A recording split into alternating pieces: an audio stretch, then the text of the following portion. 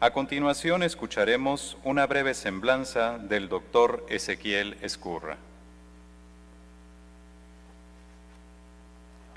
Ezequiel Ezcurra nació en Argentina y recibió el grado de doctor en ecología por la Universidad de Gales en 1979. Siendo un joven investigador, desarrolló los primeros estudios sistemáticos de impacto ambiental en México. Fue guionista científico y narrador de la película Oasis Marino, un documental científico sobre el Golfo de California que ha ganado varios prestigiosos premios internacionales. Ha publicado más de 200 artículos de investigación, libros, capítulos y ensayos. Entre varias otras distinciones recibió el Peacemaker Award, otorgado por el Centro Nacional para la Resolución de Conflictos, NCRC, el Conservation Biology Award y fue distinguido por el Pew Fellowship in Marine Conservation. Fue presidente del Comité Científico de la Convención sobre el Comercio de Especies Amenazadas, CITES, y editor de la revista Journal of Vegetation Science. Fue presidente del Instituto Nacional de Ecología 2001 a 2005, director de investigación científica del Biodiversity Research Center of the Californias, BRCC, decano del Museo de Historia Natural de San Diego entre el 2005 y 2008. Recientemente presidió el Congreso Mundial de Tierras Silvestres Wild 9. Actualmente es profesor de ecología y director del Instituto de California, México, Estados Unidos, UC Mexus.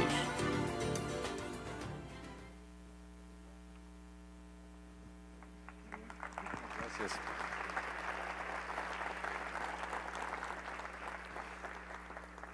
Muchísimas gracias por la invitación a estar aquí. Cuando me habló el doctor Soberón primero y Nelly Correa después, yo la verdad les dije, oigan, pero las conferencias de la cátedra de Andrés Marcelo Sada son para ligas mayores y yo no me considero ligas mayores, pero me torturaron muy amigablemente, son grandes amigos, muy queridos los dos, y finalmente me convencieron de que viniera a compartir algunas ideas con ustedes hoy.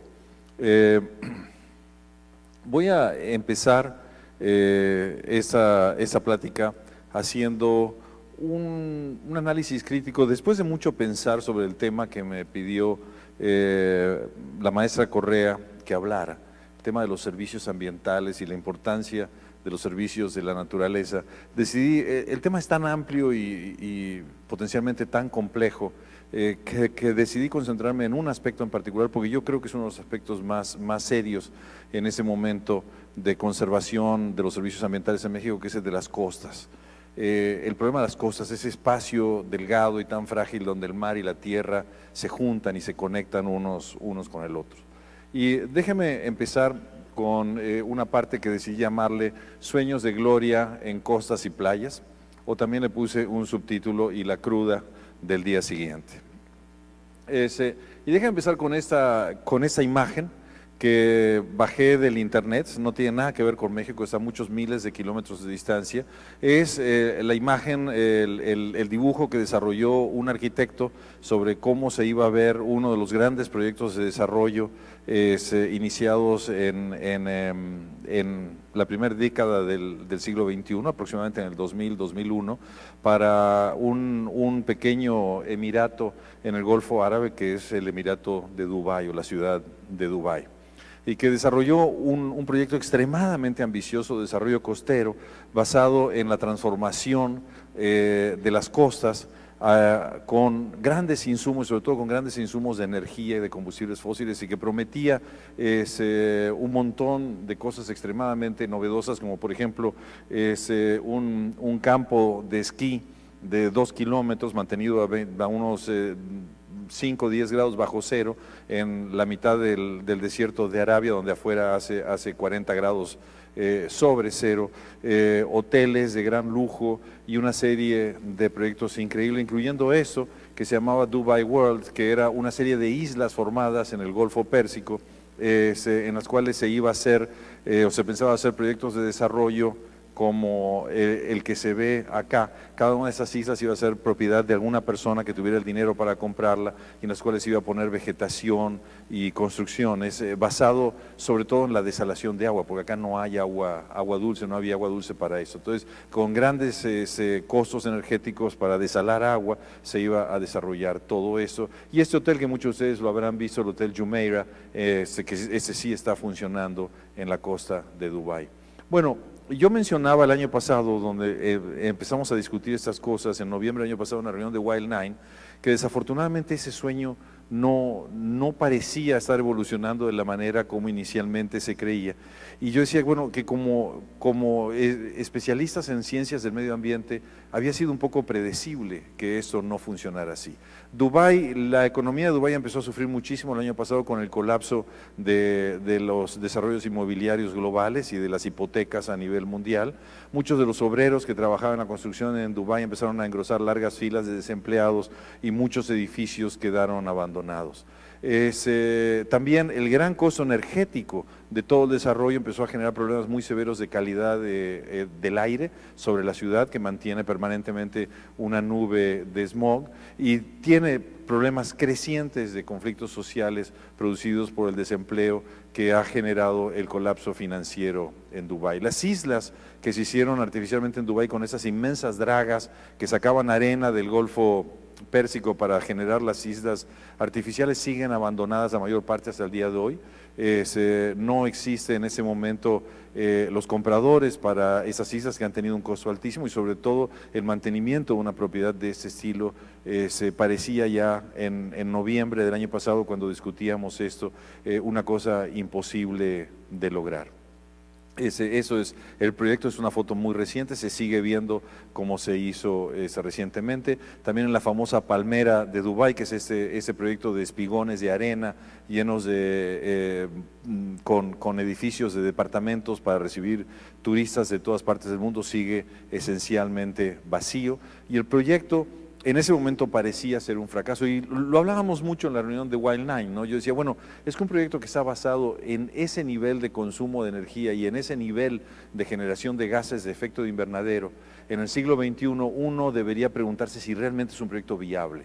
¿Ese es un modelo de desarrollo realmente viable o es producto de una burbuja comercial, inmobiliaria, financiera, que dio la oportunidad de hacer mucho dinero a empresas constructoras durante un tiempo corto? Después de la reunión de Wild Nine, que acabó a fines de noviembre del año pasado, algunos de ustedes a lo mejor lo recuerdan, pero a mediados de diciembre, ya muy cerca de la Navidad, el Estado de Dubái se declaró como Estado, como nación, en un inicio de bancarrota. Empezaron un proceso de convocatoria de acreedores que todavía no acaba de resolverse, y muchos amigos me llamaban 3 semanas después y decían, eres un brujo, ¿cómo sabías que eso se iba a dar? ¿No? Deberías ser asesor de Wall Street. Yo decía, no, yo no sabía que se iba a dar, pero ni sabía en qué tiempo se iba a dar, pero no requiere demasiada inteligencia en el siglo XXI darse cuenta que un proyecto de crecimiento, de desarrollo, basado en ese nivel de insumos energéticos, tarde o temprano va a encontrar serias limitaciones al crecimiento. En muchos otros países, estos modelos de desarrollo relativamente efímero que han generado grandes ganancias a algunas empresas durante un tiempo corto, pero con inmensos costos ambientales, han sido muy notorios. Esta foto, me tomo la libertad de ponerla, es la foto de un proyecto a medio hacer, también abandonado, en uno de los lugares favoritos del mundo para mí. Yo no sé si ustedes son, como soy yo, o algunos de ustedes, a lo mejor los más grandes en este auditorio, fanáticos de los spaghetti westerns de Sergio Leone, las películas de cowboys que hacían los italianos en Europa sin pisar el oeste americano. Casi todas esas, como Un puñado de dólares, El bueno, el malo y el feo, y muchas otras que ya no voy a darles los títulos porque a mí me encantan. Casi todas estas películas se filmaban en el sur de España, en ese lugar que se llama Cabo de Gata, donde Sergio Leone había establecido sus estudios, y después de eso se hizo tan famoso Cabo de Gata que se convirtió en un parque nacional muy bonito. Bueno, pues nadie sabe muy bien cómo un desarrollador hotelero empezó a construir este edificio en Cabo de Gata, y durante más de un año nadie lo paró. Hasta que finalmente entró la legislación en marcha y se obligó en el Parque Nacional. en tierras de la nación española, empezaron a construir ese edificio, y entre la ley que empezó a operar y también la crisis económica que empezó a quitar el financiamiento para esos proyectos especulativos, el proyecto quedó abandonado. Ahora imagínense ustedes un proyecto de esa magnitud abandonado en un parque nacional, que no solo es una belleza increíble, sino que proporciona, y voy a hablar ahora un rato de esos servicios ambientales increíblemente importantes para todo el sur de España. El periódico El País ha desarrollado una sección propia sobre la crisis inmobiliaria en las costas españolas y el costo que tiene esto para la economía del país. Ellos lo llaman el urbanismo salvaje. Lo pueden buscar en El País, busquen por la palabra clave urbanismo salvaje, y tienen una serie de notas donde mencionan en toda la costa de España el desarrollo de inmensos proyectos inmobiliarios insustentables con impactos ambientales muy grandes, como por ejemplo la necesidad de construir escolleras sobre la costa porque el viento que pega contra los edificios altos vuela la arena y hace retroceder las costas, el daño extremadamente alto en humedales costeros, lo que allí llaman albuferas, que es el equivalente a nuestras lagunas costeras y bosques de vegetación de manglar, y en general un proceso de deterioro muy avanzado de la costa del Mediterráneo española. Durante unos 15 años el argumento de las autoridades locales era, bueno, sí, estamos destruyendo el medio ambiente, vamos a perder algunos servicios ambientales, pero el dinero que vamos a ganar va a ser tan alto que finalmente vamos a tener los recursos para mitigar los impactos ambientales que tiene todo ese proceso de desarrollo. Bueno, pues llegó el año 2008, se produjo el colapso financiero, buena parte de esos edificios no están ocupados, las ventas que se esperaban hacer no se hicieron y el impacto ambiental llegó para quedarse. Hay algo claramente mal, en mi opinión, en un modelo de desarrollo que prioriza la ganancia con una visión de tan corto plazo, que prioriza el hacer negocios con ingresos tan de corto plazo, dejando para las generaciones que vienen atrás esos inmensos problemas por resolver. Y déjenme ahora que pase a esto otro, que parece alguna de las costas más desarrolladas de España, pero no lo es. Esta es una imagen de los hoteles en la Barra de Cuculcán, en Cancún. Fíjense ustedes el tamaño y fíjense ustedes la obra, déjenme que vaya para atrás, de esta grúa, esta pala retroexcavadora que está acá, y ese tubo que se ve ahí. Desafortunadamente el láser ya perdió pilas, pero creo que se ve ahí al centro un tubo que está echando agua con arena. Bueno, ese fue el inicio de un problema que todavía no se acaba. La construcción extremadamente alta de edificios de gran altura sobre la barra costera de Cuculcán, que es una barra de arena que separa el Caribe de una laguna costera, indujo una serie de turbulencias en el movimiento del aire que eventualmente con la llegada sobre todo de algunos huracanes se lleva a la arena. Y entonces ha sido necesario traer arena nueva, primero del fondo marino cerca de Cancún, y fíjense ustedes la altura del edificio de atrás, imagínense ustedes el tipo de turbulencia que genera eso cuando llega un huracán. Cuando la arena local se había acabado, trajimos a México una de las dragas, ¿de dónde viene? Pues adivinaron, de Dubái, para tomar arena de Isla Mujeres y rellenar la pérdida de arena en la barra de Cancún. Cuando los pescadores de Isla Mujeres, tomados en esta foto, se empezaron a oponerse activamente, poniéndose enfrente de la draga, impidiéndole que se llevara la arena de su isla, empezamos a tomar arena de Cozumel, que es de donde en ese momento estamos tomando arena para mitigar el problema ambiental de Cancún. Pero si uno piensa realmente bien ese problema, por encima de la coyuntura económica y de la crítica local, incluso de la política que puede haber alrededor de eso,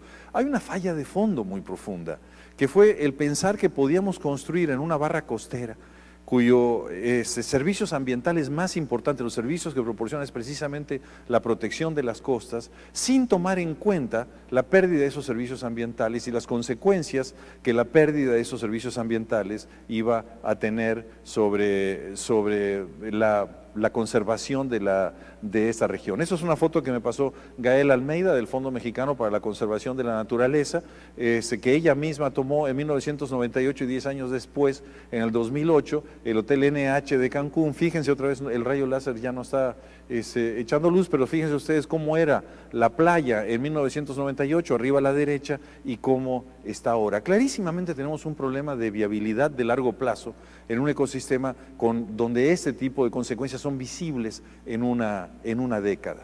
Y otra vez uno dice, bueno, no lo pudimos prever en el 98, desafortunadamente sí había un montón de técnicos y de expertos que pronosticaron que esto iba a ocurrir, pero las autoridades locales y muchas de las empresas de desarrollo no tomaron en cuenta esas opiniones, porque decían que eran opiniones apocalípticas, que los ecologistas siempre están prediciendo el desastre y que esto no iba realmente a pasar. Bueno, efectivamente pasó. De hecho, cuando estábamos la semana pasada, el año pasado, en noviembre, en Wild Nine, durante la semana que subimos en Wild Nine, llegó una tormenta tropical Ida, que ni siquiera pegó en Cancún, pero trajo algo de vientos de unos 60, 70 kilómetros a Cancún, no más que eso, y la arena que se había traído de Isla Mujeres retrocedió entre 20 y 80 metros a lo largo de todo el frente de Cancún, lo cual muestra realmente la fragilidad de las medidas de remediación que estamos tomando y de todavía la imposibilidad real de resolver ese problema para siempre. Déjeme ahora que vaya a otros destinos, y les voy a mencionar muy rápido, ya en la zona del mundo donde yo trabajo, que es el Golfo de California. Eso es fotocopia, una copia de un folleto que desarrolló el municipio de Puerto Peñasco, en el norte de Sonora, invitando a grandes proyectos de desarrollo alrededor de esta playa, donde no hay agua. El problema con Puerto Peñasco es que sencillamente no hay agua.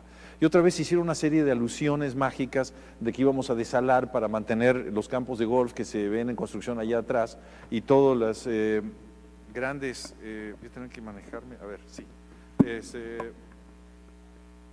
No, porque si no puedo pasar las imágenes. Aquí se ve muy bien, los campos de golf que se ven acá y todos esos grandes edificios. Bueno, otra vez llegó la crisis inmobiliaria, no hubo dinero para hacer las plantas de desalación que se pensaban hacer. Aún si se hubieran hecho, la pregunta es si hubiera sido económicamente rentable desalar, que es un proceso muy costoso para mantener todos esos campos de golf, y la mayor parte de esos edificios están en este momento semi-abandonados con un futuro extremadamente cuestionable. Este tipo de problemas se lo estamos viendo en muchas partes de las costas de México. Ayer justamente yo venía de Ensenada para Tijuana, para tomar el avión que me traía por acá, y encontramos por lo menos 8 edificios de departamentos grandes, construidos con propósitos hoteleros, abandonados, donde ya la tabla roca con la niebla costera se está destruyendo, y donde la estructura de metal está absolutamente oxidada, que uno se pregunta si será posible recuperar eso. Finalmente acabaremos con cargo al erario municipal o al erario público local, teniendo que echar abajo esos edificios. Esto es básicamente el tipo de cosas que estamos viendo. Déjenme que les muestre otro ejemplo. Este es un estero que John Steinbeck, el premio Nobel de Literatura, en un viaje que hizo por el Golfo de California, describió como el estero más bello del mundo. Es el estero de Nopoló. Que lo transformamos esencialmente en un campo de golf, rellenando manglares y dragando todo el estero. El argumento fue exactamente el mismo. Ahí se ve en una imagen aérea lo poquito que queda de manglares todavía que no han sido rellenados acá en esos lugares A y B, y todo el resto, toda esa gran área que era una inmensa laguna costera de manglares convertida en un campo de golf. Bueno, el argumento era: la ciudad de Loreto va a ganar muchísimo dinero. Es más, el proyecto de desarrollo se comprometió a hacer una fundación que se llamaba Loreto Bay Foundation o Fundación Loreto Bay, que iba a apoyar la investigación ambiental, y le dieron dinero a algunos grupos locales de conservación.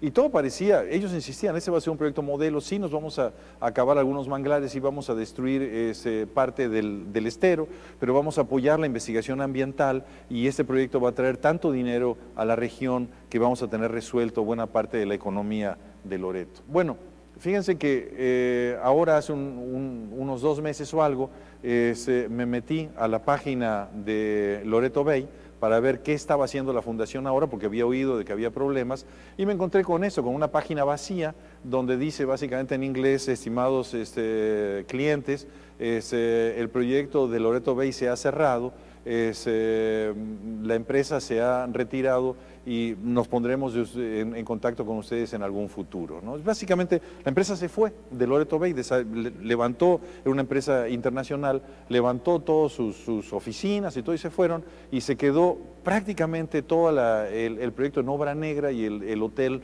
rodeado de malla ciclónica. Otra vez Fonatur anunció que va a entrar con dinero de Fonatur, que es básicamente dinero de todos nosotros, los que pagamos impuestos en México, a recuperar ese problema. Los de la empresa ganaron dinero y en algún momento, cuando la coyuntura se puso muy desfavorable, se fueron del país.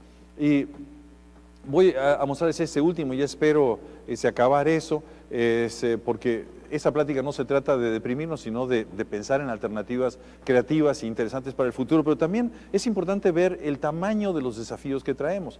Esto es el Mogote, que es básicamente una barra costera que protege la Bahía de La Paz del resto del Golfo de California. Es básicamente la protección número uno de la Bahía de La Paz, y lo que hace que la Bahía de La Paz en Baja California sea un puerto tan seguro, porque tiene una barra de arena que la protege del mar. Entonces cuando vienen los huracanes, la fuerza de los huracanes, o por lo menos las olas de los huracanes, no entran al puerto, y el puerto está muy protegido.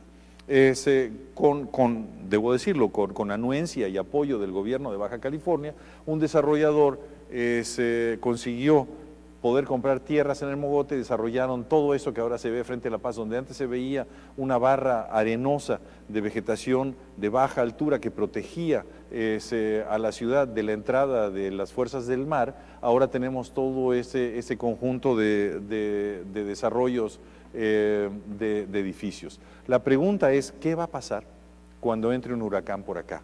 Y cuando la fuerza de un viento de 130 o 140 o 150 kilómetros por hora pegue contra esos edificios. Si se repite lo que está pasando en Cancún, una de las predicciones que muchas personas han hecho es que a lo mejor la barra costera puede empezar a disminuir, hasta desaparecer, cambiando totalmente las condiciones oceanográficas de la Bahía de La Paz y dejando la ciudad inerme frente a la fuerza de los huracanes. Voy a dejar esto hasta ahí, pero creo que es extremadamente importante en este punto hacer un punto de reflexión sobre el cual quiero construir el resto de esta plática. A mí me da la impresión que no podemos seguir construyendo así, que no podemos seguir imaginando futuros tan inviables, tan poco viables, que el costo de generar riqueza no puede ser el cerrar de una manera tan fuerte las puertas del futuro. Yo me pregunto, cuando voy a La Paz y veo la construcción en el Mogote y lo veo con temor de que entre un huracán y efectivamente se acabe esa barra que protegía a la ciudad, ¿vale la pena? ¿Valdrá la pena para los habitantes de esa ciudad el dinero o los empleos que puede traer esa construcción? Entre paréntesis, el Mogote también está abandonado ahora, porque la empresa que lo empezó a hacer, los números no le cerraron y lo dejaron, pero la obra negra ahí está, y otra vez ahora el gobierno del estado tiene el problema de rescatar la obra que fue abandonada. ¿Valió la pena eso? ¿Alguien tomó seriamente en cuenta los servicios ambientales que proporcionaban esos ecosistemas? ¿Alguien pensó cuánto valían en pesos y centavos? ¿Cuánto vale en pesos y centavos proteger una ciudad de los huracanes, por ejemplo? Y alguien calculó, no importa, podemos perder esa protección por este proyecto. Este proyecto nos va a traer suficiente riqueza para que perdamos esos servicios de la naturaleza. Eso es básicamente uno de los puntos que a mí me ha preocupado mucho en últimos años, y sobre el cual creo en serio que tenemos que hacer una reflexión muy profunda. Y no quisiera que me lo tomen como un comentario de un ludita, de un opuesto al progreso, porque no lo soy. Creo realmente en la necesidad de la prosperidad y en la necesidad de crecimiento de las sociedades humanas. Pero mi pregunta es si el crecimiento de las sociedades humanas debe darse necesariamente como lo hemos visto crecer en muchas partes de las costas de México y en muchas otras partes de México también. Como ambientalista, como ecólogo, hay varias cosas que me preocupa de los supuestos que están atrás de cómo tomamos decisiones ambientales. Uno es la idea nunca escrita, pero de alguna manera asumida, de que las especies biológicas son entidades aisladas, que es posible extraer todo lo que se quiera de una de ellas sin mayores consecuencias para el resto del ecosistema. Déjenme que les dé un ejemplo. Si ustedes ven la Carta Nacional Pesquera, por ejemplo, dice cuánto queda de sardina o cuánto queda de camarón, cuánto se puede sacar, y en la mayor parte de nuestras especies pesqueras, la propia Carta Nacional Pesquera las da como sobreexplotadas, y eso es todo. Pero eso no es todo. Porque hay ballenas que viven de la sardina, y hay aves marinas que viven de la sardina, y de la sardina se produce guano que fertiliza muchas de las costas muchas de nuestras costas. Hay toda una cadena ecológica que depende de la sardina. Y los permisos que damos cuando se dan permisos de aprovechamiento pesquero, o permisos de aprovechamiento forestal, o permisos de construcción, no asumen eso, no asumen que las entidades ecológicas están conectadas entre sí y que un impacto sobre una entidad necesariamente se propaga sobre otras. Y eso me lleva al segundo punto. La manera como evaluamos nuestras decisiones ambientales están basadas en buena medida en la ignorancia de que los ecosistemas se conectan entre sí. La idea de que si se destruye una laguna costera, pago el costo de la destrucción de esa laguna costera o el arrecife y que no pasó más nada. Cuando realmente hay una gran cantidad de organismos que dependen de las lagunas costeras o de los arrecifes y todos los ecosistemas en el país y sobre todo los ecosistemas costeros están extremadamente interconectados. Y el tercer punto es la idea de que los servicios ambientales que proveen esos ecosistemas para la sociedad son difusos, difíciles de medir y mayormente irrelevantes frente a las ganancias que ofrecen los proyectos de desarrollo en el corto plazo. Y ahí yo debo confesar una cosa como ecólogo.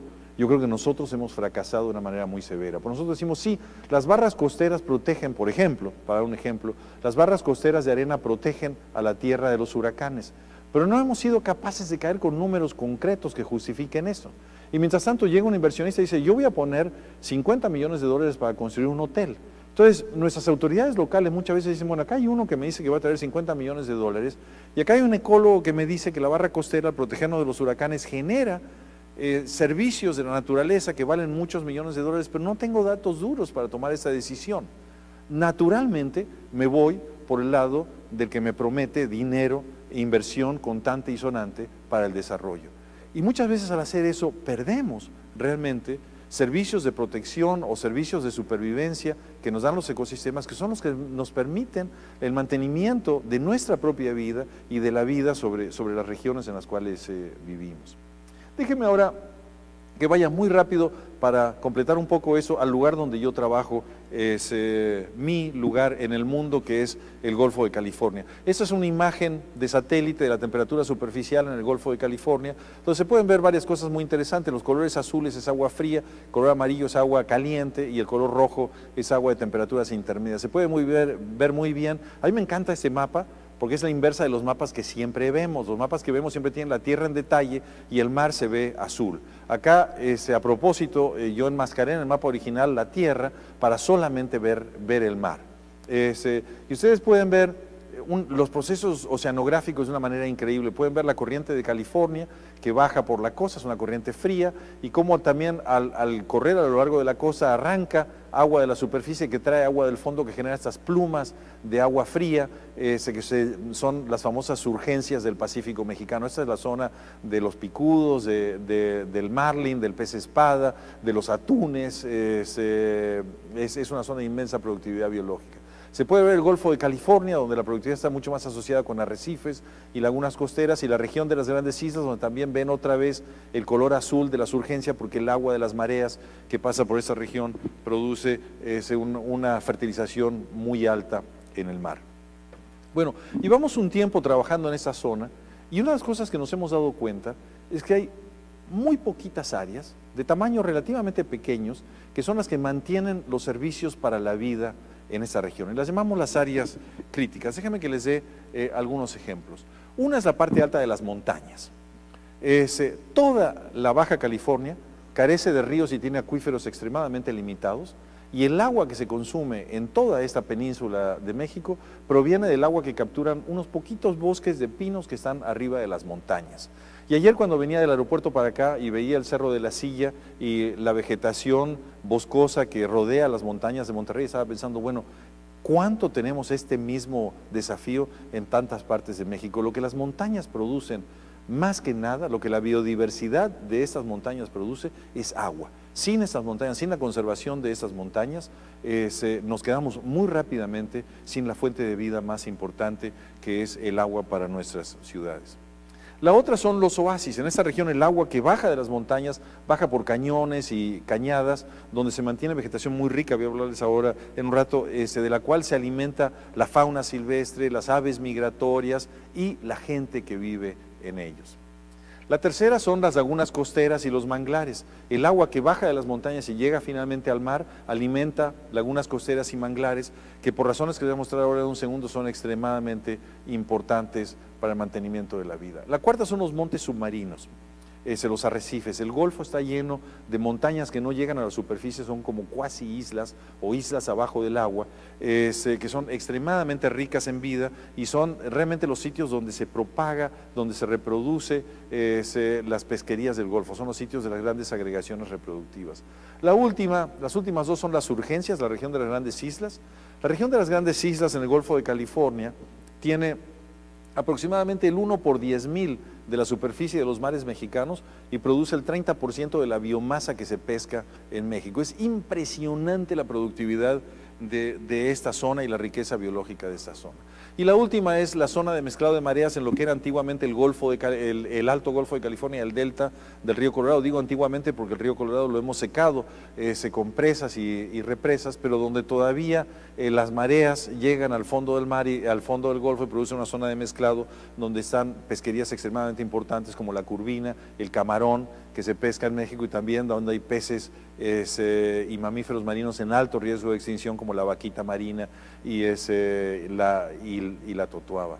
Esa es una zona o un ecosistema donde la tierra y el mar están en contacto muy estrecho. Lo que pasa en el mar se nota en la tierra y lo que pasa en la tierra se nota inmediatamente en el mar. Y puse esta foto esta es la península, esta es la corriente de California, la pueden ver ustedes acá, la isla de Guadalupe, y pueden ver ustedes la influencia de las nieblas costeras que mantienen buena parte de los desiertos costeros de esta región.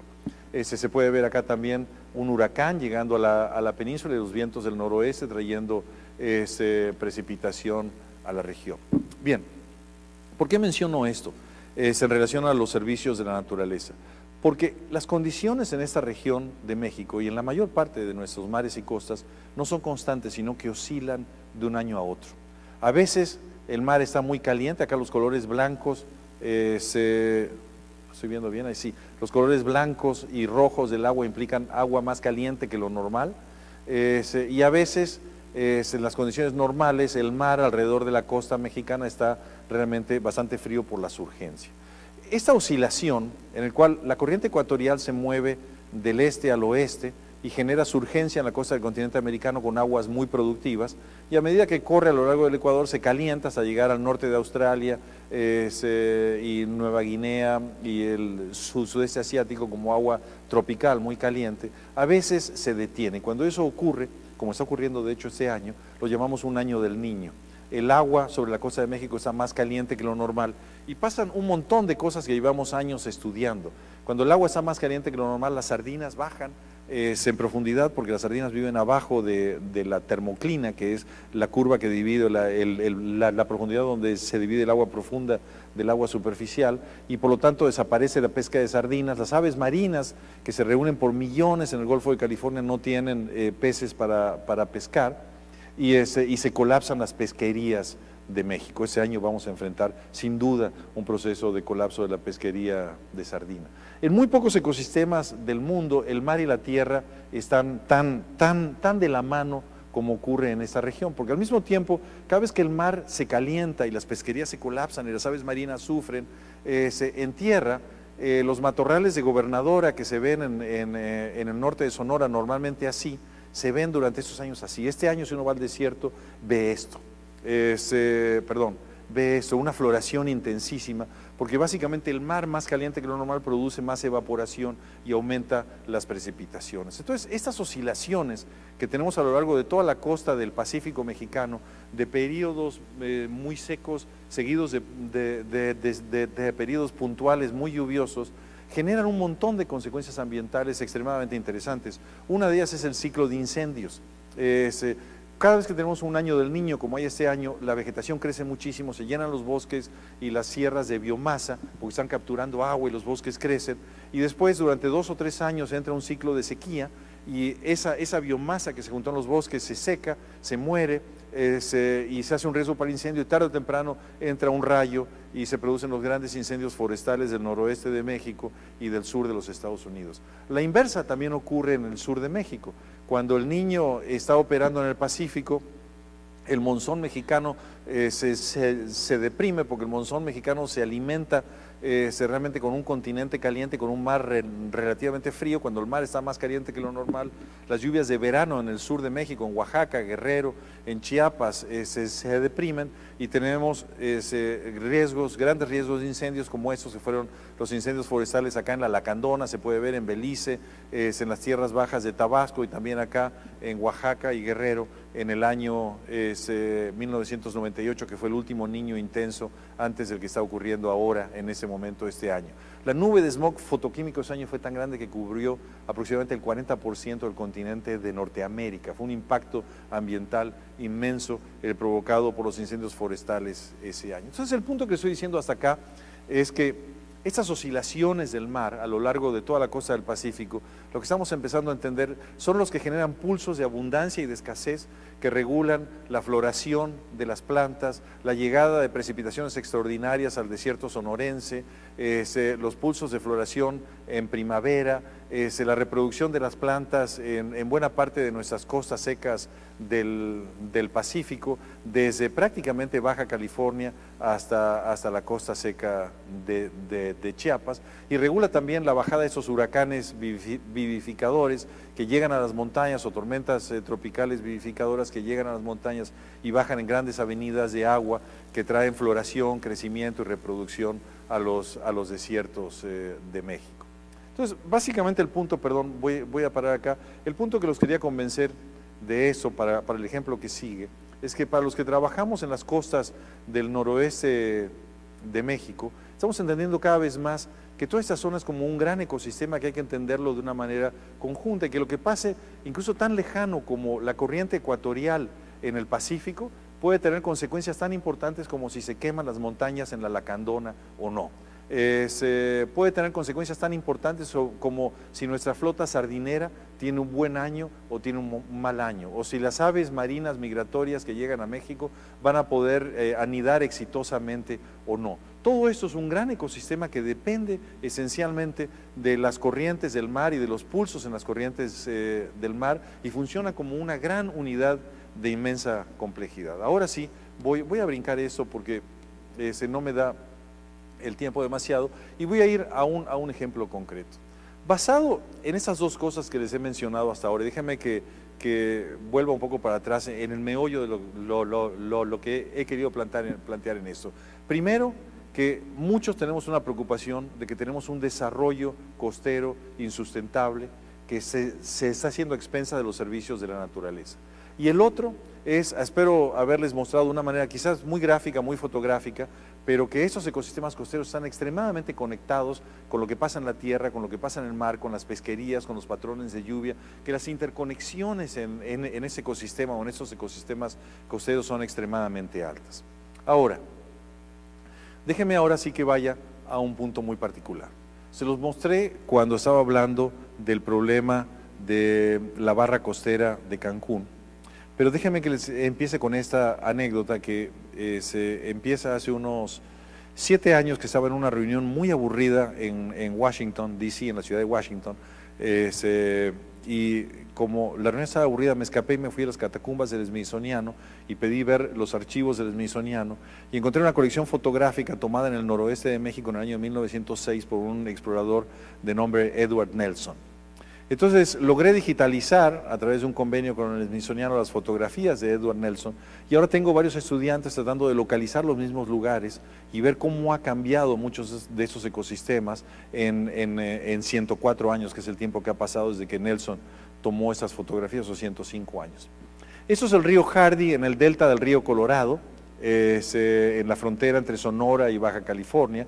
Es la región donde vive un grupo étnico que se llama los Cúcapa, tomada en 1905 por Edward Nelson. Y se puede ver muy bien el río Hardy lleno de agua, con un montón de vegetación acuática, mezquites en galería y también algunos sauces y álamos. Esto es el mismo lugar ahora. Y quisiera que vuelvan. ¿Por qué sabemos que es el mismo lugar? Por ese cerro acá, disectado por la corriente de agua, esos cerros acá, y si me envío a hacer la transición, están ahí exactamente los mismos cerros tomados desde exactamente el mismo lugar.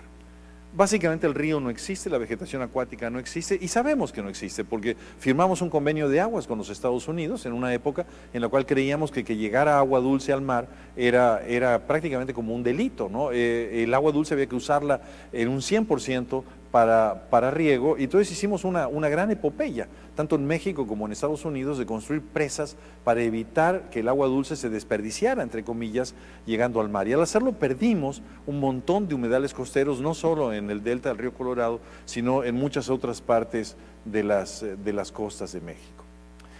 No solo, estos humedales costeros no solo están en riesgo por el descenso de aporte de agua de los ríos, sino también muchas veces por transformación directa. Les hablaba hace un rato del desarrollo de hoteles sobre lagunas costeras y humedales o desarrollos inmobiliarios, y el otro es también el desarrollo de sitios de acuacultura, de granjas de camarones. Estos son los manglares de Bahía Lobos, en la costa de Sonora, donde se puede ver muy bien las granjas de camarón, acá, y los canales de drenaje que largan los efluentes de las granjas de camarón, que han inducido el dragado en los manglares. Acá se ve todo el sedimento del dragado al costado del canal, y una ocupación fuerte de los bosques de manglar para esos proyectos de desarrollo productivo. ¿Qué tanto perdemos cada vez que se pierden estos bosques de manglar? Es importante para México digamos, ¿qué quiere decir que se pierdan bosques de manglar? Lo que van a aducir muchos desarrolladores, lo que han aducido históricamente, es que realmente los servicios que puede dar un bosque de manglar, que no es un sitio agrícola productivo con respecto a un campo de golf que trae turismo, con respecto a un desarrollo, un fraccionamiento, o con respecto a un sitio de acuacultura, es muy poco con respecto a la productividad económica. Entonces, hace un año y medio nos juntamos con un grupo de investigadores, oceanógrafos y ecólogos de tierra, y marcamos todas las zonas donde hay bosques de manglar en la costa de México, que son todos estos sitios marcados en rojo acá, y buscamos las estadísticas del Instituto Nacional de la Pesca de cuánta pesca llega a las estaciones de acopio pesquero que están a lo largo de estas costas. Entonces hicimos una correlación de qué tanto se pesca de algunas especies de peces importantes en relación a la cantidad de manglar que hay. ¿Por qué es importante eso? Bueno, es importante porque esos manglares, ese es el mangle rojo, Rhizophora mangle, sobre las raíces del mangle rojo hay una miríada de especies de peces, muchísimas especies de peces que pasan parte de su ciclo de vida refugiados abajo de las raíces del mangle rojo y después salen al mar abierto. Por ejemplo, son unos pargos que están en las raíces del mangle, después salen al mar abierto donde son pescados. Entonces dijimos, bueno, ¿qué tanto en pesquerías es el servicio ambiental que dan los bosques de manglar? Bueno, cuando hicimos la correlación nos quedamos de una manera, nos quedamos muy impresionados. Cada kilómetro lineal de manglar de rojo, de manglar de Rhizophora mangle, de mangle rojo, produce, fíjense ustedes, la correlación es altísima. Por cada kilómetro lineal de mangle rojo se produce una cierta cantidad de peces que ya convertida al valor económico son aproximadamente $40,000 al año en dólares de pesquería. O sea, cada kilómetro lineal de una laguna costera de mangle rojo produce aproximadamente $40,000.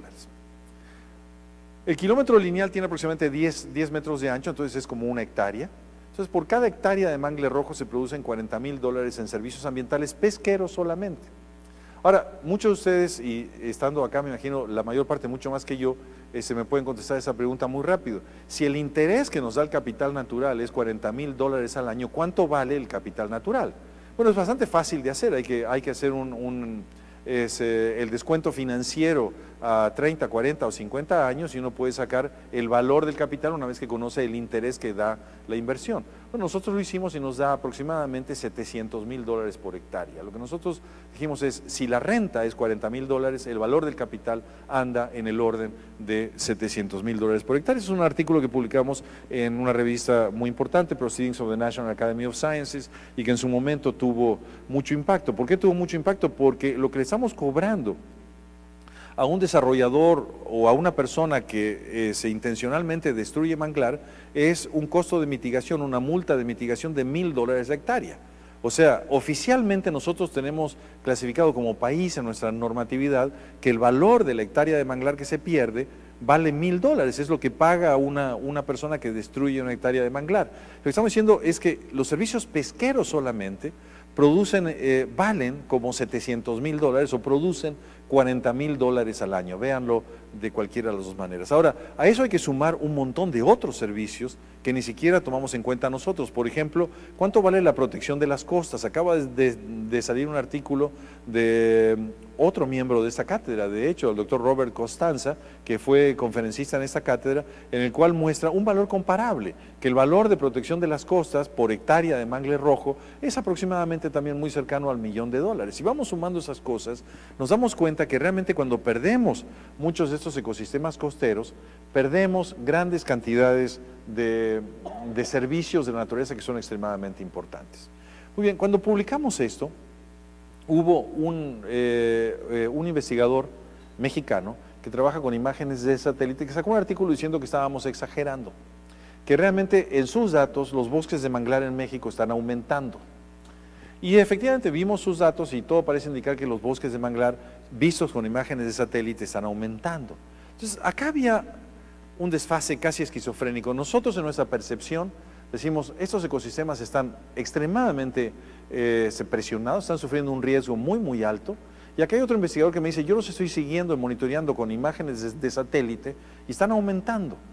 Entonces nos fuimos al campo a ver qué estaba pasando y encontramos efectivamente eso, es una imagen de satélite, en Bahía Magdalena, que es en el Pacífico mexicano. Lo que ven ustedes en verde es manglar que estaba en el 86, que sigue ahora.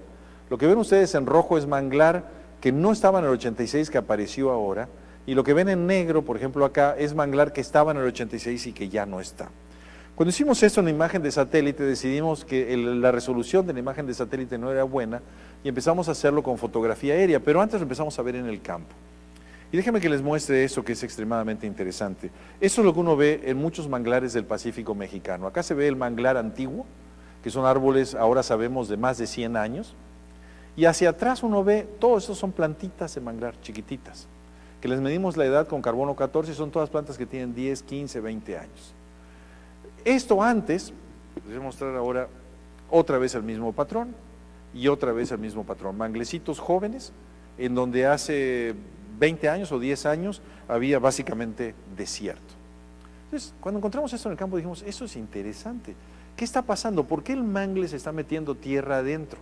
Eso es lo que vimos con imágenes de satélite. Miren ustedes, es extremadamente interesante. Nos metimos al archivo de Compañía Mexicana de Aerofoto, que entre paréntesis lo tiene la Fundación ICA, y alguien debería hacer un esfuerzo por digitalizar toda esa colección y ponerla a disposición pública. Es un archivo maravilloso que estamos a riesgo de que se pierda. Hay acá casi 80 años de fotografía aérea de México, archivada sin mayor uso, con un valor increíble. Déjenme que les muestre. Esto es el mismo lugar, Boca de Santo Domingo, en Bahía Magdalena, en 1962, que fue la foto más antigua que encontramos.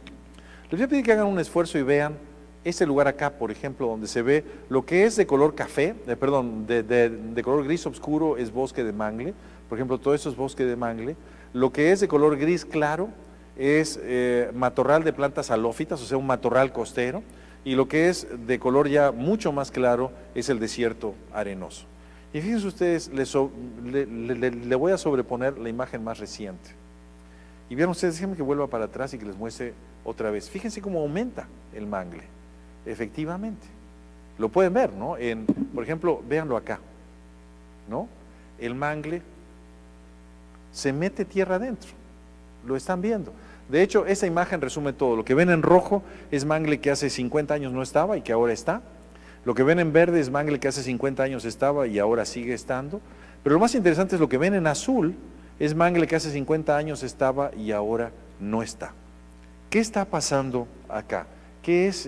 ¿Por qué esa dinámica en particular? Bueno, después de mucho probar distintas hipótesis, lo que encontramos fue un trabajo muy fino con series de tiempo, y encontramos esto, lo que muchas personas están diciendo, porque no se me había ocurrido, por lo menos a mí, poner junto. El nivel del mar está ascendiendo por el derretimiento de los polos, asciende a una tasa de 2 milímetros por año, que suena muy poquito, 2.2, 2.3 milímetros por año, de hecho ahora la tenemos exactamente medida para el Pacífico mexicano. De un año a otro, aparte a lo largo del año, el nivel del mar se cambia porque en verano el nivel del mar sube un poquitito porque el agua caliente se expande, en invierno el nivel del mar baja un poquitito porque el agua caliente se enfría, y eso es lo que da es que esa serie tenga una forma sinusoide sobre la tendencia general. Pero fíjense ustedes acá, ya eso así, ahí no veo dónde, así, acá esta flecha y esta otra flecha muestran años en los cuales el nivel del mar estuvo espectacularmente alto. Esos dos nuevamente son nuestros viejos amigos, las oscilaciones térmicas del Océano Pacífico, los años del Niño. Esos años el agua del mar estuvo muy caliente y se expandió más aún todavía de lo que se expande normalmente. De tal manera que durante ese año, el 82, y durante ese año, el 98, el nivel del mar estaba 35 centímetros por encima de su media histórica de la primera mitad del siglo XX. 35 centímetros ya es una altura muy grande, es aproximadamente esto, suficiente para meter agua de mar tierra adentro, transportar las semillas de los manglares tierra adentro y ocupar buena parte del desierto. Hicimos muchas otras cosas para poner a prueba eso, como una nivelación microtopográfica del relieve y proyectar ahí las mareas en un momento y otro, en el 50, en el 2000, y cómo están actualmente, y sobre todo en el 98, que fue el año más alto, y efectivamente lo que encontramos que estas plantitas de manglar que están invadiendo el desierto, acá atrás, esa no se ve muy bien, déjenme que les muestre otra, eso ya se me va, esas plantitas de manglar que están entrando donde antes no había manglar, son básicamente producto del ascenso del nivel del mar. Eso fue extremadamente importante de encontrar para nosotros. Dijimos, bueno, el ascenso del nivel del mar no es una predicción apocalíptica de ecólogos que dicen que va a ocurrir dentro de 50 años, como leemos de muchas de esas cosas del cambio climático, cómo va a cambiar la Tierra dentro de 50 o 60 o 100 años. Está ocurriendo ya hoy y está poniendo en riesgo mucho de nuestras costas, está produciendo cambios acelerados en nuestras costas y en muchos casos extremadamente notables. Y eso explica por qué, por ejemplo, el problema del mantenimiento de las arenas en el Caribe está siendo cada vez más difícil. Porque un cambio en el nivel del mar de unos pocos centímetros en algunos ecosistemas es extremadamente notable. Eso es otra cosa que vimos también, donde se puede ver esa planta que la conocen como mangle dulce, que no es un mangle y que no aguanta el agua de mar, en toda la costa del Pacífico mexicano se ve muriéndose sencillamente por el ascenso del nivel del mar. Pero lo más importante es que el otro costo de esto es que el manglar de franja, el manglar de frente, que es el que da los servicios ambientales para las pesquerías, se está destruyendo bastante rápidamente por el incremento en la actividad dinámica de las mareas. Entonces, con esto, ¿qué quise decir con eso hasta acá?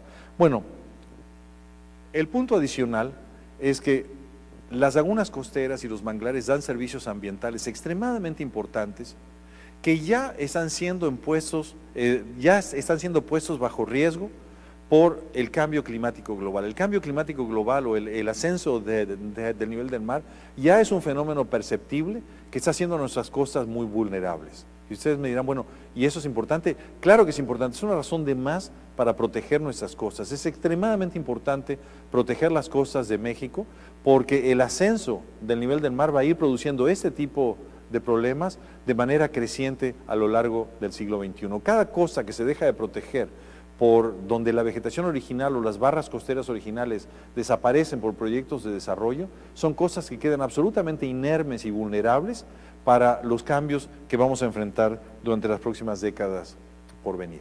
Y déjenme ahora cerrar con esto. Eso es una foto de un libro que me acaba de traer Patty Kolev, que le agradezco muchísimo. Hace 1 año y medio tuve una oportunidad única, y con esta reflexión voy a cerrar. Un amigo muy excéntrico, que se compró un submarino de aguas profundas. O sea, él es un buzo que vive en Estados Unidos, tenía buen dinero e invirtió todos sus ahorros en comprarse un submarino de aguas profundas. Y un día nos llamó y nos dijo, oigan, el submarino va a pasar por el Golfo de California, les regalo 10 días de submarino si encuentran algo interesante que hacer con él. Entonces, rápidamente me puse en contacto con la Comisión Nacional de Biodiversidad, con el Instituto Nacional de Ecología, con el doctor Enkerlin, que estaba en la CONAMP en aquella época, y todos me apoyaron, algunos con dinero, otros con permisos, tuvimos un apoyo realmente entusiasta y nos dedicamos 10 días a recorrer esos sitios que se ven acá que les mencionaba hace un rato, esas montañas que están abajo del mar y que no llegan a la tierra, que son los famosos montes submarinos del Golfo de California y que no están explorados. Y eso es una cosa realmente increíble. La superficie de la Luna, sabemos más de la superficie de la Luna de lo que sabemos de muchos de los ecosistemas marinos profundos del planeta en general y de México, en particular. Entonces, hicimos una expedición y nos dedicamos muy gozosamente durante 10 días a hacer todo tipo de recorridas, algunas buceando con mezcla de gases, otras haciendo inmersiones en el submarino y a inventariar la diversidad biológica de estos lugares que es realmente fascinante. Ese es un tiburón ballena que por alguna razón se enamoró de mi hija Ana y la siguió durante una semana. Pero encontramos un montón de cosas absolutamente no descritas. Por ejemplo, todos los corales blandos que encontrábamos, de distintas especies, siempre tenían cangrejitos o camarones asociados que viven en simbiosis, que cuidan el coral y que tienen exactamente el mismo color del coral, encuentran refugio en el coral y se defienden de los depredadores viviendo dentro del coral, al mismo tiempo cuidan al coral de depredadores pequeños. Son unas asociaciones maravillosas, como esos que les dicen cangrejos de porcelana, pueden ver el color de las pinzas del cangrejo y el color del coral atrás. Fíjense ustedes acá, ese es un gorgonio, un coral rojo, y lo único que ven es el coral rojo. Déjenme que ahora rote el coral en la imagen, unos 90 grados, y ups, ahí apareció. Un pequeño camaroncito que vive asociado al coral y que lo cuida de... No, gracias. Y que lo cuida de depredadores. Eso lo encontramos una y otra vez, como esos camarones. Fíjense ustedes, hasta tienen en la cubierta quitinosa exterior protuberancias que parecen los pólipos del coral y lo imitan de una manera perfecta. Todas estas cosas que encontramos no estaban descritas. En un viaje que hicimos encontramos 34 especies nuevas. Y algunas interacciones biológicas increíblemente complicadas, increíblemente maravillosas, como eso que es un pariente de las estrellas de mar, se conocen como estrellas de canasta, que son muy comunes, parece sacado de una película de Alien o algo por el estilo, pero son muy comunes en las aguas profundas con unas formas maravillosas. Otra vez, interacciones simbióticas increíbles, pequeñas estrellas de mar que viven asociadas a estrellas de mar más grandes, formas maravillosas, formas de vida increíblemente ricas y una riqueza biológica increíble.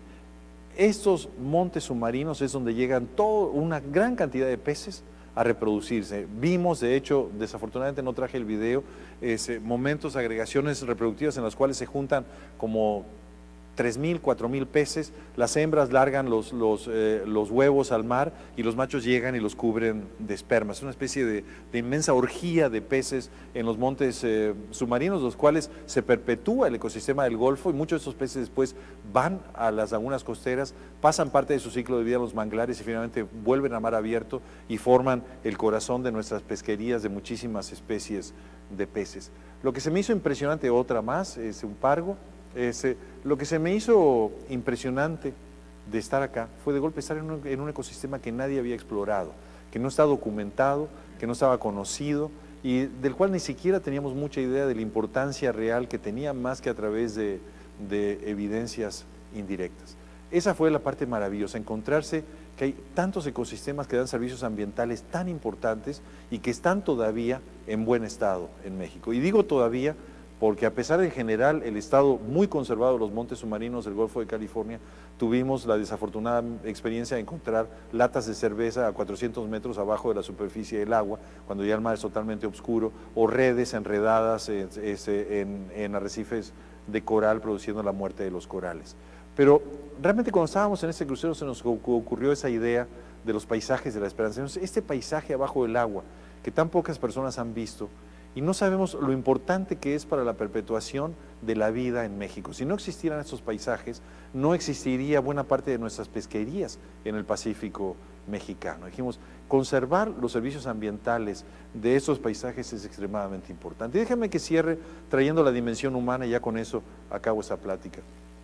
El año pasado, con un libro que estamos haciendo, espero que ya salga muy pronto, me fui con un fotógrafo, Miguel Ángel de la Cueva, a la Sierra de la Giganta en Baja California, y pudimos durante 4 días, una semana, 7 días, recorrer la sierra con ese vaquero que es don José de Jesús Villavicencio, perdón, de golpe se me borró el apellido, don José de Jesús Villavicencio, que nos mostró los rincones más oscuros de la sierra. Una de las cosas que me impresionó es, primero, el buen manejo del pastoreo que tienen acá, lo pueden ver ustedes, ecosistemas extremadamente bien conservados, primero, y segundo, la conciencia que tienen estos vaqueros de que de la conservación de esta parte alta de la sierra donde ellos trabajan, baja el agua que mantiene la vida en todo el resto de la región. Y lo orgullosos que se sienten de estar manejando bien su tierra, estar manejando bien su ecosistema y de saber que están generando servicios ecológicos para el resto de la sociedad. Déjeme que vaya a otra imagen, ya casi acabo. Esta es una foto tomada en San Ignacio, 1906, por Edward Nelson. Fíjense ustedes cómo se veía el pueblo de San Ignacio en 1906. Volvimos a tomar a muchas de estas fotos la misma foto, pensando que íbamos a encontrar lo mismo que encontramos en el delta del río Colorado: destrucción, malas noticias. Bueno, eso es San Ignacio en el año 2009, la tomé el año pasado. Fíjense ustedes cuánto más verde está todo, cuánto más cubierto de vegetación está el pueblo, y la calidad de los montes de palma datilera, que era esencialmente lo mismo que había en San Ignacio en 1906, pero ahora fíjense ustedes la densidad y la calidad de los montes de palma datilera en el 2009. Dijimos, wow, estas personas están manejando su tierra a pesar de los ciclos de sequía, a pesar de las oscilaciones del niño, la niña, a pesar de los riesgos de incendios forestales y de todas las malas noticias que ha habido para esa región del noroeste de México. Estas personas no parecen estarlo haciendo tan mal. Entonces empezamos a visitar otros oasis. Eso es el oasis de San José de Comondú, 1906. Encontramos, buscando como referente este cerro de acá atrás, encontramos exactamente la misma calle que todavía existe hasta el día de hoy, y pudimos ver cómo había cambiado. Eso es el mismo lugar ahora. Se fijan ustedes otra vez, la vegetación está mucho más densa, el lugar está verde, está extremadamente bien manejado, y uno encuentra una comunidad próspera, de gente que le va bien. Entre paréntesis, déjame que vuelva a San Ignacio. La comunidad de San Ignacio es extremadamente próspera. De hecho, la rama del turismo ambiental que más rápidamente ha crecido en los últimos 10 años, que es el turismo de observación de ballenas, lo opera en las lagunas, en esta laguna de Baja California, en la laguna de San Ignacio, esencialmente los ejidatarios de San Ignacio, y lo operan maravillosamente bien. O sea, no solo tienen un pueblo próspero, verde y productivo, exportan verduras, exportan frutas, exportan todo tipo de alimentos, sino que también se han desarrollado del medio ambiente su industria de vida. Muy bien, vayamos ahora a este último. Este es el oasis de San Miguel de Comondú, no muy lejos del anterior.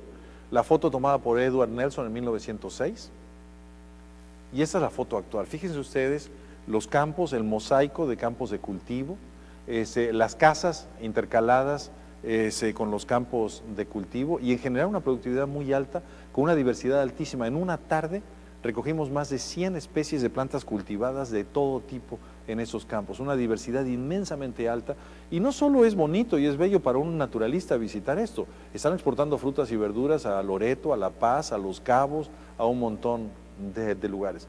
Y este es don Héctor Arce, uno de los agricultores de San Ignacio, que me invitó a visitar su campo, su granja. Estuve viendo las plantas que cultiva, me estuvo platicando de todo lo que hace, y me dejó una cosa extremadamente impresionado. La última vez que lo vi, después que lo visité, yo llevaba mis fotos aéreas de Google Earth, y la última vez que lo vi, me dice, yo también tengo fotos aéreas ahora. y me mostró una foto aérea de su campo. Dije, ¿cómo la tomó, don Héctor? Se consiguió, no sé cómo, una persona de la Ciudad de México que fabrica globos de helio y amarraron una cámara digital a un globo de helio y la hizo volar sobre su campo para tomar fotos aéreas, porque estaba intrigado don Héctor Arce de cómo iba a ser su campo visto desde arriba, que él lo quería ver y quería controlar ese proceso de la foto aérea. ¿Por qué les menciono esto? Bueno, aparte de que es una anécdota divertida e interesante, casi diría tierna, también muestra que esas personas que estoy mencionando no son comunidades perdidas en la nada, que viven anclados en el pasado. O sea, son personas que abrazan la tecnología, que saben de fotografía digital, que saben de observación de ballenas, que saben de operación de turismo ecológico, y comunidades muy prósperas, extremadamente prósperas. Y con eso básicamente quiero cerrar esta plática. Yo creo que tenemos que hacer un esfuerzo. El año pasado, cuando estábamos en Wild Nine, tuve una plática un día muy larga con Jane Goodall. Tuve el honor de poder compartir una plática con Jane Goodall. Y Jane me decía una crítica que la tomé muy en mi corazón. Me dice, los ecólogos tienen un problema, me dice, los ecólogos como tú, Ezequiel. Me dice, se la pasan pasando malas noticias, como empecé yo en esta plática, mostrando desastres, hoteles que truenan el medio ambiente, contaminación de ríos, etc. Me dice, todo eso es cierto. Me dice, pero ustedes tienen la obligación moral de dar, me lo dijo en inglés, reasons for hope, razones para la esperanza. Y dice, si ustedes no generan el sueño de un futuro viable, dice, el discurso de los ecologistas se va a convertir en el discurso más frustrante que ha tenido la humanidad en su historia, porque es un discurso desmovilizador, es un discurso de ya va a venir el cambio climático, ya va a venir el ascenso del mar, las cosas se van a poner cada vez peor y pues más bien me dedico a tomar cerveza porque no hay nada que pueda hacer al respecto. No hay mucho que pueda hacer. Ella decía, tú tienes la obligación moral de generar la ansiedad de un futuro por un futuro próspero y ambientalmente sano. Dijo, y de demostrarle a la gente que el ambiente sano es la parte medular, una de las partes más centrales de la prosperidad de una sociedad, que una sociedad no puede prosperar si no genera un medio ambiente sano. Y yo desde que tuve esa plática con Jane Goodall, me he clavado un poco en eso, en esa región del mundo donde trabajo y donde hay tantos ecosistemas y tantos procesos ecológicos, pero creo que es válido para todo el mundo y para todas las partes de México. Tenemos la obligación de entender nuestras mejores historias de éxito, de entender cómo están haciendo aquellas comunidades, aquellos grupos humanos y aquellas sociedades, no solo comunidades muy locales y muy perdidas. Esta mañana hablábamos de las tarifas de agua en Saltillo, por ejemplo, que son un modelo internacional, en el cual parte de la tarifa se usa para la protección de Saparinamé. Es una historia de éxito local extremadamente interesante, y de cómo empezar a recopilar esas historias de éxito y mostrar que el modelo de Dubái, por decir algo, por el modelo de destrucción, de crecimiento económico a costa de la destrucción, no es el único modelo de crecimiento económico que tenemos. Y yo con eso ya cierro, agradezco a Nelly que me haya invitado, celebro